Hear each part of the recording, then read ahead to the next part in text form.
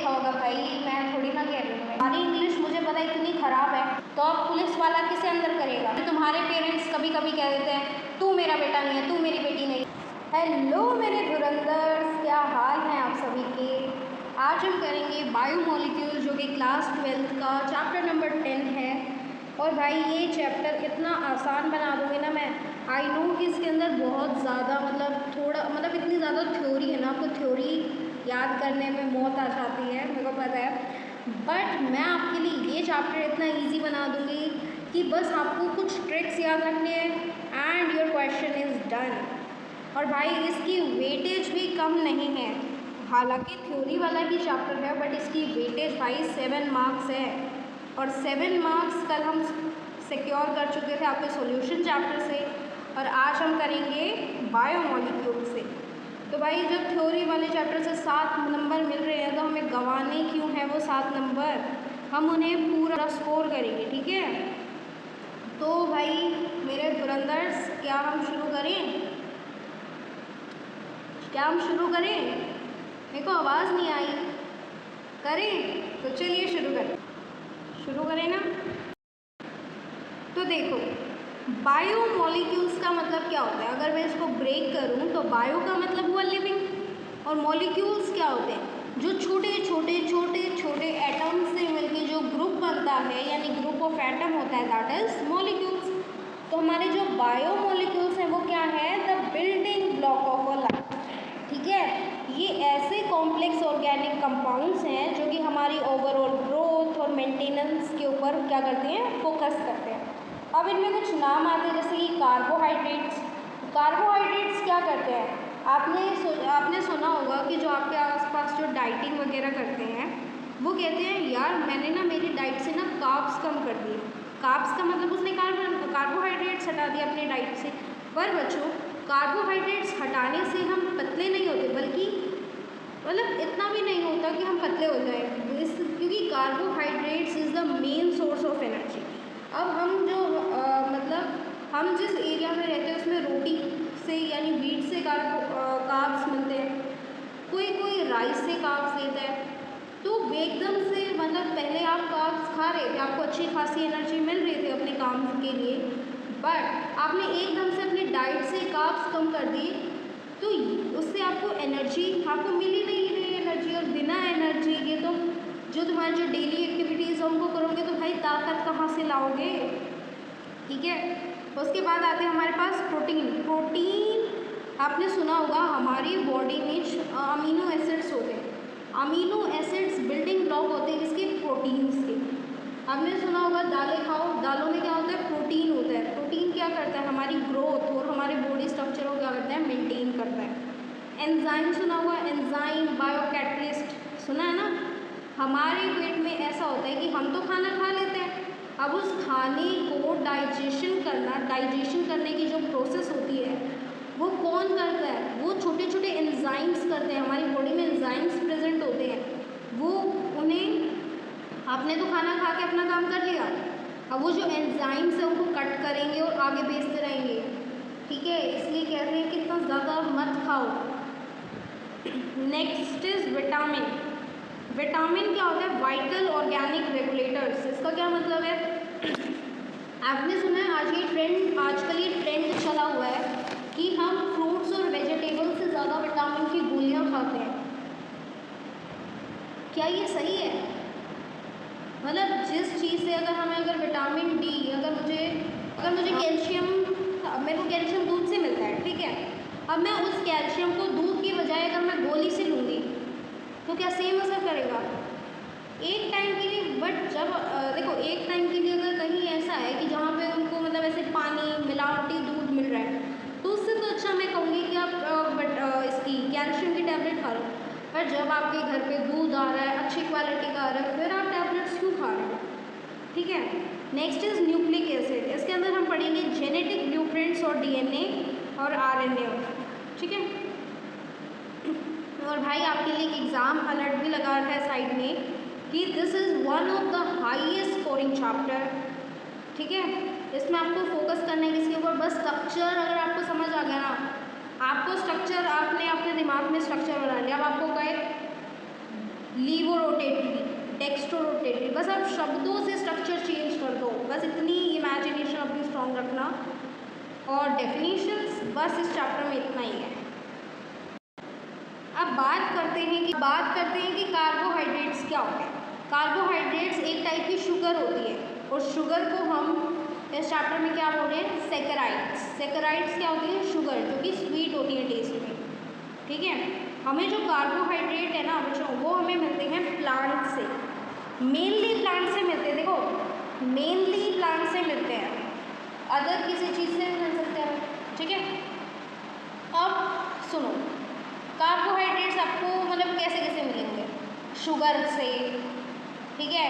Sugar is example of carbohydrate, fructose, glucose, galactose, cellulose, these are all carbohydrates, ठीक है।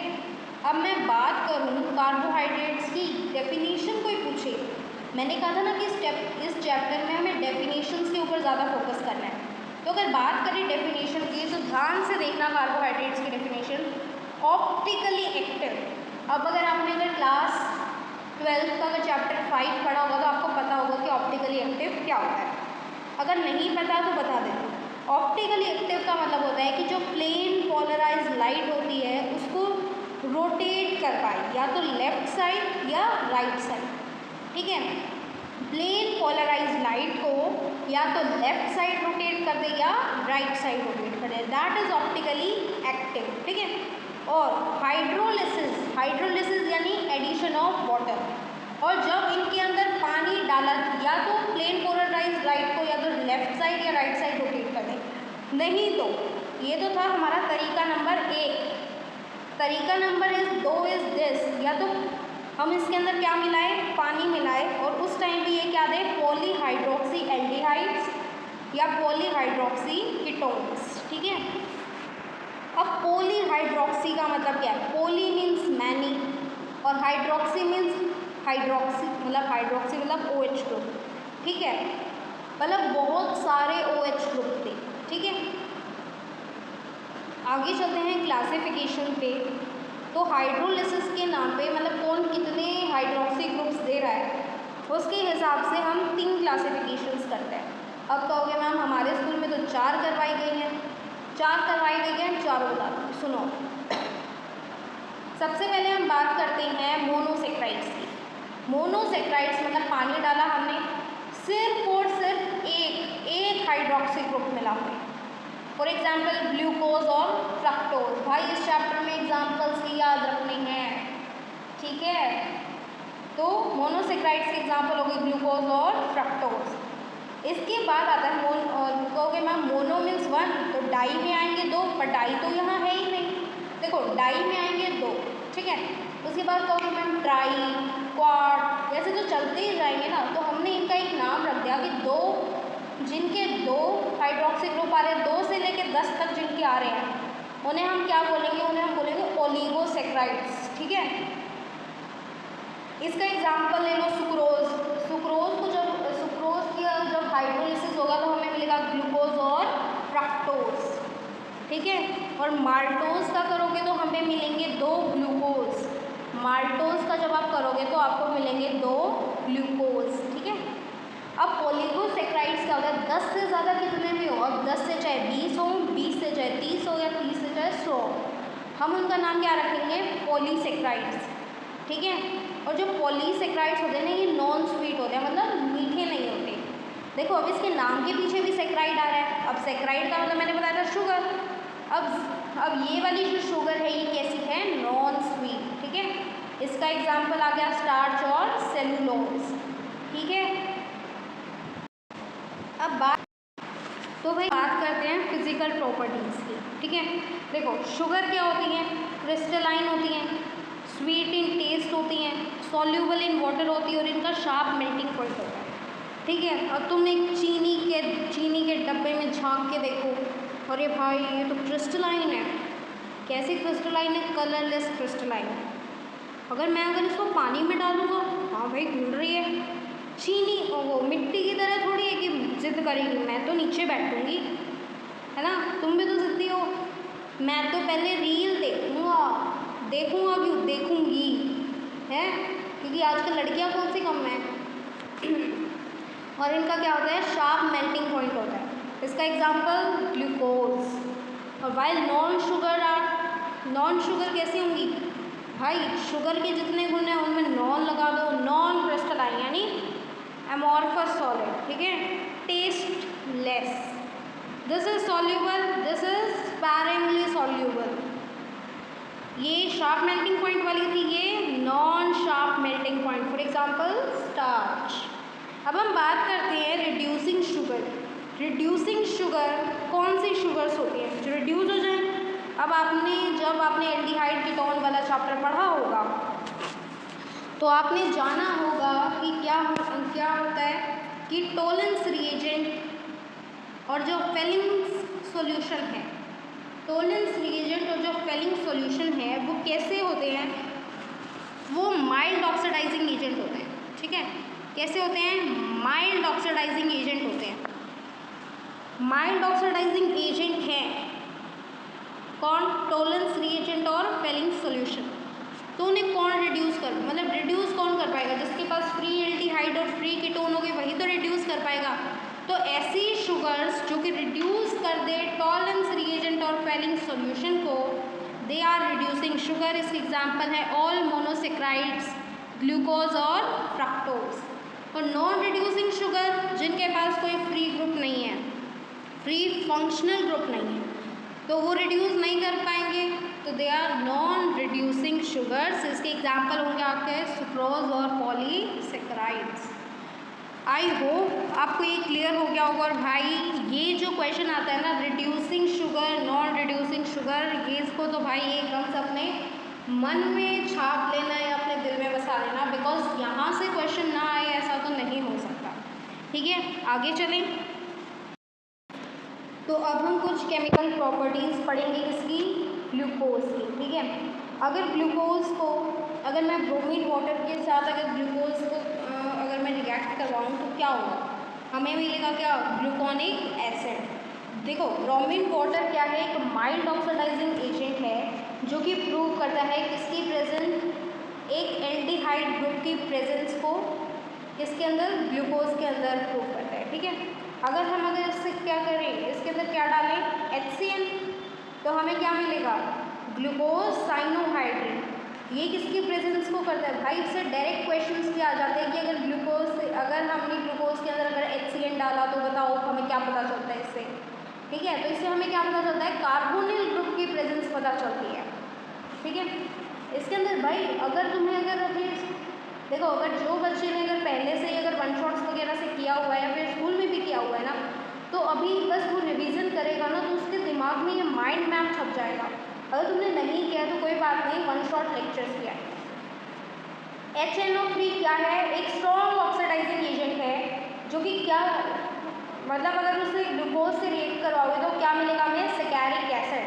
सेकेरिक acid से हमें क्या पता चलता है कि ग्लूकोज के अंदर किसकी एक प्रेजेंस है, एक प्राइमरी अल्कोहल यानी 1 डिग्री अल्कोहल की क्या है उसके अंदर प्रेजेंस है। अगर इसमें क्या डाल दें, HI डाल दें, HI से हमें क्या पता चलेगा, HI is a reducing agent.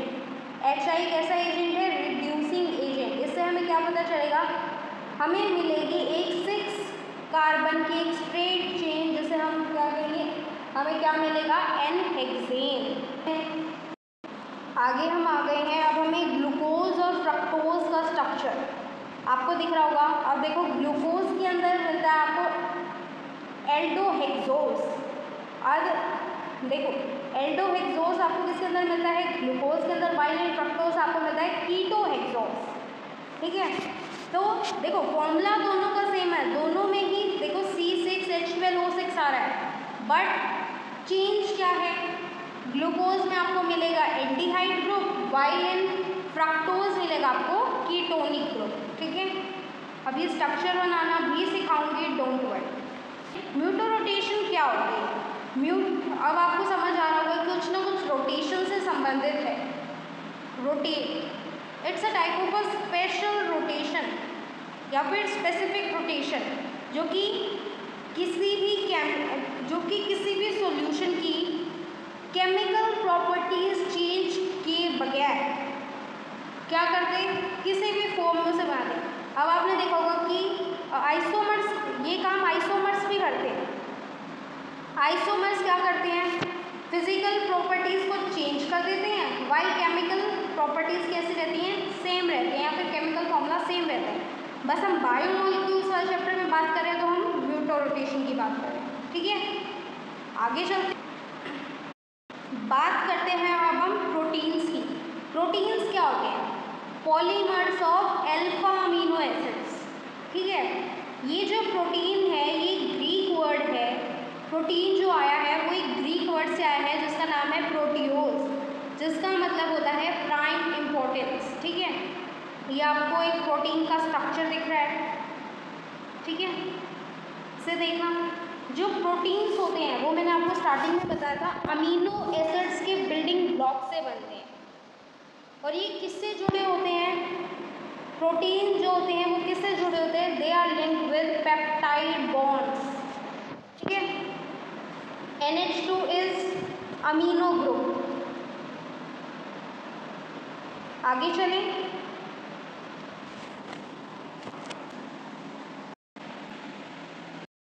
अब हम बात करते हैं अमीनो एसिड्स की, हम क्लासिफिकेशन कैसे करते हैं। अमीनो एसिड्स की क्लासिफिकेशन हम कैसे करते हैं, दो तरीके से हम क्लासिफिकेशन करते हैं, एक होते हैं असेंशियल अमीनो एसिड्स, एक होते हैं नॉन असेंशियल। देखो असेंशियल नाम से समझ आ रहा है जो कि हमारी बॉडी के लिए ज़रूरी है, दैट आर असेंशियल, और जो हमारी बॉडी के लिए रिक्वायर्ड नहीं है, रिक्वायर्ड का मतलब क्या होता है, वो चाहिए ही नहीं। इसका मतलब होता है नॉन असेंशियल का मतलब होता है जो कि हमारी बॉडी के अंदर ही बन रहे होते हैं। जब हमारी बॉडी के अंदर ही सिंथेसाइज हो रहे हैं तो हमें बाहर से लेने की क्या जरूरत है। तो इसकी एग्जांपल आ गई ग्लाइसिन और एलानाइन। नेक्स्ट हम बात करते हैं असेंशियल की, जो कि हमारी बॉडी सिंथेसाइज नहीं कर सकती, हमें उसे बाहर के सोर्स से ही लेना है, ठीक है। और इन्हें हम हमारी जैसे कि पल्सेस में जैसे कहते हैं ना दालें खाओ, इनके अंदर हाई प्रोटीन होता है, इसकी एग्जाम्पल हो गए वेलाइन और ल्यूसाइन, ठीक है। अब आपको पता है कि नाम आए कहाँ से इन प्रॉपर्टीज़ के, ग्लाइसिन मतलब ग्लाइसिन हम यहाँ पे बोल रहे हैं इंडिया वगैरह में, वरना ये आए हैं ग्रीक वर्ड ग्लाइकोस से, जिसका मतलब होता है स्वीट इन टेस्ट, और ट्रायोसिन जो आया है वो आया है ट्रायोस से, जो कि चीज़ में मिलता है। ये ग्रीक वर्ड्स हैं।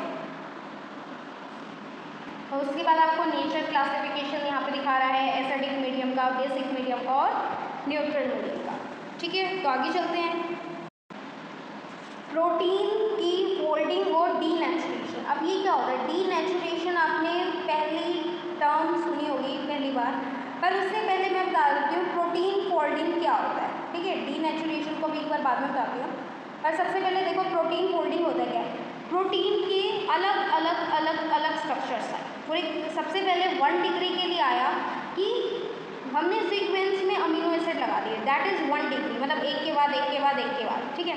सेकेंडरी में क्या किया, इसके 2 स्ट्रक्चर आए, डबल हेलिक्स स्ट्रक्चर और मोनोहेलिक्स स्ट्रक्चर, ठीक है।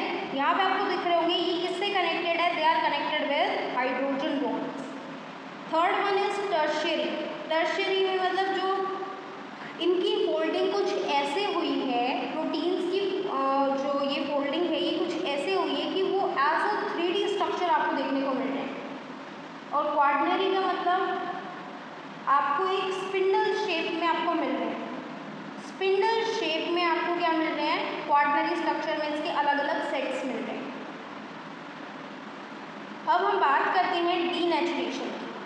डीनेचुरेशन क्या होती है, आपने कभी अंडा देखा, मतलब अंडा तो देखा ही होगा, फ़ोन में देखा होगा भाई, मैं थोड़ी ना कह रही हूँ मैं, तो अंडा देखा होगा। अब उस अंडे का हम क्या करते हैं, या तो हम उसको सीधा ही से तोड़ दें, या फिर हम उसको बॉईल करके जो है जो उसका ऑमलेट वगैरह जैसे बनाते हैं। अब उसका जो पहले मतलब वो जो अंडा था उसका pH और टेम्परेचर कुछ और होगा, और बॉईल करने के बाद उसका टेम्परेचर और उसका pH मतलब जो बन गया, जो ऑमलेट वो बन गया, उसका pH और टेम्परेचर अलग है ना। तो यही चीज़ आपको कह रही है डीनेचुरेशन में सेकेंड, कि व्हेन pH और टेम्परेचर चेंज, जैसे कि बॉइलिंग का हमने एग्जांपल लिया, जो 2 डिग्री और जो 3 डिग्री जो स्ट्रक्चर्स हैं वो कैसे रहते हैं, अनफोल्ड, ठीक है। और इसकी वजह से जो फर्स्ट डिग्री मतलब ये तो रहते हैं अनफोल्ड, वाइल जो फर्स्ट स्ट्रक्चर होता है ना, जो हमने ये देखा, इसके ऊपर इसका कोई असर नहीं होता। फॉर ये देखो यहाँ देख लो, अगर हमने यहाँ पे लिया 3rd डिग्री वाला, अगर मैंने इसको हीट कर दिया और इसका pH चेंज कर दिया तो वो कैसा आ जाएगा, वो जैसा पहले था वो वैसा ही आ जाएगा। अब अगर अंडे का अगर ऑमलेट बन गया, मतलब वो ऑमलेट किससे बना है, अंडे से ही तो बना है, तो वही बता रहे कि मतलब पहले जो अंडा था उसका और कुछ नहीं बन गया है, मतलब ये नहीं कि अंडे से मुर्गी बन गई, ठीक है, ऐसा नहीं है, अंडा है, अंडे से ही अलग अलग बना है। अब हम बात करते हैं फाइब्रस प्रोटीन की और ग्लोब्यूलर प्रोटीन। फाइब्रस प्रोटीन में क्या आता है, इसका जो स्ट्रक्चर होता है वो सिंपल एक थ्रेड लाइक स्ट्रक्चर होता है, लीनियर मतलब बहुत सीधा होता है, और ग्लोबुलस में आप देख सकते हो ऐसे ये गुच्छा बना हुआ है, तो ये जो चेन्स है ये बहुत फोल्डेड होती है और ये क्या फॉर्म करती हैं, स्पेरिकल शेप फॉर्म करती हैं। जो फाइब्रस जो होते हैं दीज आर इनसॉल्यूबल, वाइल जो ग्लोबुलर होते हैं वो सॉल्यूबल होते हैं। आपने एग्जाम्पल क्या होता है इसकी, केरेटिन ट्रीटमेंट देखा होगा, कैसे बालों को एकदम सीधे कर देते हैं, ठीक है। मायोसिन, और एग्जाम्पल इसकी क्या, ग्लोबुलर के इंसुलिन, एल्बुमिन, जो कि एग का जो वाइट पोर्शन होता है दैट इज एल्बुमिन, ओके। अब हम बात करते हैं एंजाइम्स की, कि एंजाइम्स क्या होते हैं। मैंने पहले बताया था एंजाइम्स क्या होते हैं, बायो कैटलिस्ट, जो कि देखो बायो मीन्स लिविंग और कैटलिस्ट का मतलब क्या होता है, जो कि किसी भी रिएक्शन को फास्ट कर दें। अब हमारे पेट के अंदर अब हम जो खाना खा रहे हैं, अगर एक टाइम के लिए अगर मैं मानूँ कि हमारे पेट में कोई एंजाइम्स नहीं है तो उस खाने को तोड़ेगा कौन, फिर तो वो खाना 1 साल बाद टूटेगा, जब टूटेगा अपनी मर्जी से धीरे धीरे करके टूटेगा। पर एंजाइम्स क्या करते हैं, उस खाने को बहुत जल्दी मतलब तोड़ देते हैं, ठीक है, जो कि जो काम इतने सालों में मतलब खुद ही होगा बिना एंजाइम्स की हेल्प से, जो कि सालों में काम होगा, उसे एंजाइम्स क्या करते हैं, घंटों में, कुछ घंटों में ही कर देते हैं, ठीक है। और एंजाइम्स क्या होते हैं, they are nitrogen containing globular protein, they are in spherical shapes. ये क्या स्पीड अप करते हैं, they speed up biological reaction, जो कि कहाँ हो रही है, हमारे पेट के अंदर। अब हम बात करते हैं विटामिन्स। अब हम बात करते हैं विटामिन्स की। विटामिन्स होते हैं भाई 2 प्रकार के, एक होते हैं वाटर सॉल्यूबल और एक होते हैं हमारे फैट सॉल्यूबल्स। वाटर सॉल्यूबल, अब हमें इन्हें याद करने की ट्रिक बताऊं, देखो कोई याद रखना भाई, ट्रिक बता रही हूँ मैं तुम्हें। फैट, कोई मोटा आदमी था, अब उसको क्या, अब तुम्हारी इंग्लिश मुझे पता इतनी ख़राब है, अब उस आदमी को क्या आया, कोई मोटा आदमी था उसको क्या आया, अटैक। अब तुम उसकी वो लेकर, अब पुलिस आई, तुम उसको बताओ sir he got attack due to this. अब वो कह रहा है भाई पर्ची पे लिख के देखा, अब तुमने पूरी एप्लीकेशन लिख दी और तुमने अटैक की स्पेलिंग लिख दी ADEK। अब तुमने जो स्पेलिंग है वो लिख दी ADEK, ही गॉट अटैक। तो दीज आर फैट सॉल्यूबल। ये कहाँ स्टोर्ड होते हैं, ये स्टोर्ड होते हैं हमारी लिवर में और एडिपोज टिश्यू में, ठीक है भाई। ये याद करने की ट्रिक है, मुझे पता है तुम्हारी इंग्लिश तो भाई नेक्स्ट लेवल है, तो एक बार कमेंट में 3-4 लाइन अंग्रेजी की लिख देना, ठीक है। और वाटर सॉल्यूबल जो बच गई यानी BC, ठीक है, ये सप्लाइड होते हैं रेगुलरली हमारी डाइट में। ये हमारी डाइट में होनी ही चाहिए, must be supplied regularly in diet as they are excreted in urine और कांट बी स्टोर्ड।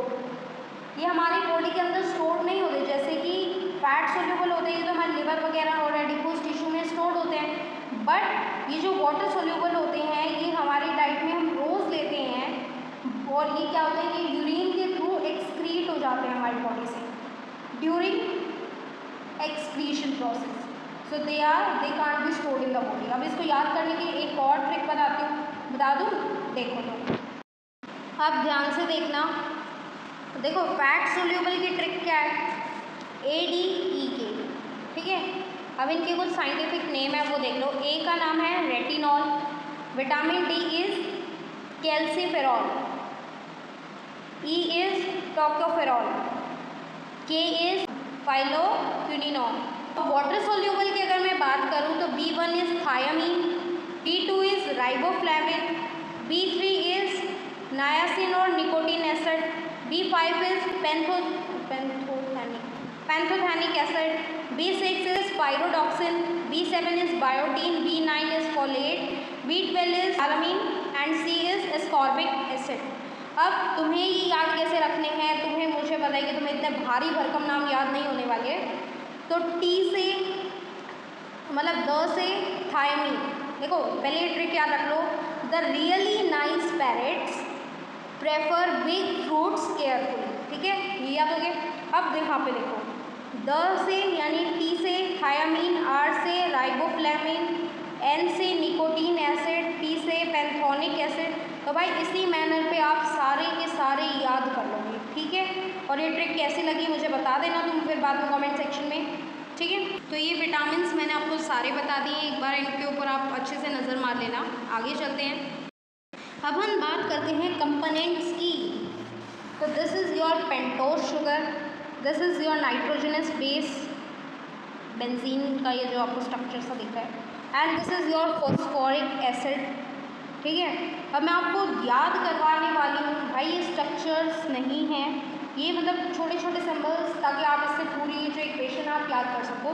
तो आपकी जो गोल्डन इक्वेशन है वो याद करवा देती हूँ, that is your nucleoside, nucleoside and हम याद करेंगे न्यूक्लियोटाइड। सबसे पहले एक शुगर का मॉलिक्यूल, ठीक है, और बेस, बेस कौन सा, नाइट्रोजीनियस बेस, ठीक है। इससे आपका क्या बन गया, न्यूक्लियोसाइड्स, न्यूक्लियोसाइड।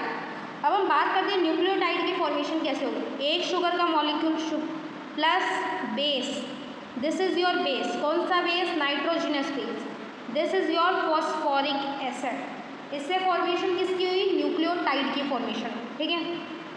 न्यूक्लियो एसिड्स क्या हैं, लॉन्ग पॉलीमर्स है किसके, न्यूक्लियोटाइड्स के। अब हम भाई बात करते हैं डीएनए और आरएनए की। तो DNA is deoxyribonucleic acid while RNA is ribonucleic acid, ठीक है। आप देख सकते हो डीएनए के स्ट्रक्चर में आपको ऐसे ऐसे डबल हेलिकल स्ट्रक्चर आपको मिल रहे हैं। तो इसका जो structure, this is double standard helix, ठीक है। और इसमें आपको कोई डबल हेलिकल स्ट्रक्चर नहीं मिल रहा, so this is single standard. Sugar, this is deoxyribose and this is ribose. इसके अंदर बेस होते हैं, दिस इज, एक सेकेंड, इसके अंदर होते हैं A G C T, A for adenine, G for guanine, C for cytosine और T फॉर थायमिन, ठीक है। वाइल इसके अंदर होते हैं एडेनिन, ग्वानिन, साइटोसिन और यूरासिल। भाई एक ही डिफरेंस होता है, इसके अंदर होता है थायमिन और इसके अंदर होता है यूरासिल। जो डीएनए होता है ये हेरिडिटी ट्रांसफ़र होता है। ऐसे कहते हैं ना कि मतलब अगर कह दे कि ये मतलब आपने अगर फॉरेंसिक वगैरह देखा हो तो कहते हैं भाई मतलब ये किसका बेटा है, चलो टेस्ट करते हैं, या फिर ये किसकी बेटी है। या फिर तुम्हारे पेरेंट्स कभी कभी कह देते हैं तू मेरा बेटा नहीं है, तू मेरी बेटी नहीं है, तो उनको कहना चलो पापा मम्मी चलो डीएनए टेस्ट करवा के आते हैं। तो डीएनए एक ऐसा स्थान है जो आपकी हेरिडिटी, आपके जीन्स में ट्रांसफ़र होता है, ठीक है। जो आपकी जीन्स में कहते हैं, जीन्स में ट्रांसफ़र होता है भाई, आपकी हेरिडिटी में ट्रांसफ़र होता है कौन, डीएनए, ये आपकी जीन्स में प्रेजेंट होता है, ठीक है। वाइल जो आरएनए होता है ये प्रोटीन सिंथेसिस में हेल्प करता है। ये तो आपकी हेरिडिटी वगैरह में ट्रांसफ़र होता है और ये आपके प्रोटीन सिंथेसिस करता है। आगे चलें, अब भाई एक बार ये क्वेश्चंस के ऊपर थोड़ी मतलब क्वेश्चंस नहीं है एक टाइप से, ये बस जर्नल चीज़ें हैं जो कि अभी हमने पूरे चैप्टर में पढ़ी वैसे। तो विटामिन सी के बारे में पूछा, why are vitamin B and C not store in body. ये मैंने आपको बता दिया क्यों नहीं होते, because they are water soluble और यूरिन के थ्रू एक्सक्रीट हो जाते हैं। कार्बोहाइड्रेट में कौन सी लिंकेज होती है, ये शायद मैंने आपको नहीं बताया, तो होती है ग्लाइकोसिडिक लिंकेज। और प्रोटीन की मैंने आपको बता दी पेप्टाइड बॉन्ड या peptide linkage. Denaturation, what happen to peptide bond during denaturation, कुछ नहीं होता, बस उनका जो प्राइमरी स्ट्रक्चर है वो कम्प्लीटली अनअफेक्टेड रहता है, मतलब उससे कुछ नहीं होता। Can sucrose reduce Tollens reagent, नहीं, sucrose is a non reducing sugar, जिसके पास कोई फ्री एल्डिहाइड और कीटोनिक ग्रुप नहीं होता, जिस वजह से वो टॉलिन्स और फैलिंग सॉल्यूशंस को ले सकती है। ओके, ये कुछ क्वेश्चंस आप एक बार एग्जाम में जाने से पहले एक बार देख लेना। और बस इसी के साथ हमारा चैप्टर होता है फिनिश। तो मेरे सभी धुरंधरों को मतलब इस क्लास में इतना टिकने के लिए बहुत बहुत धन्यवाद। और बताना अगला चैप्टर तुम्हें कौन सा चाहिए। और मेरे सभी धुरंधरों को ऑल द बेस्ट।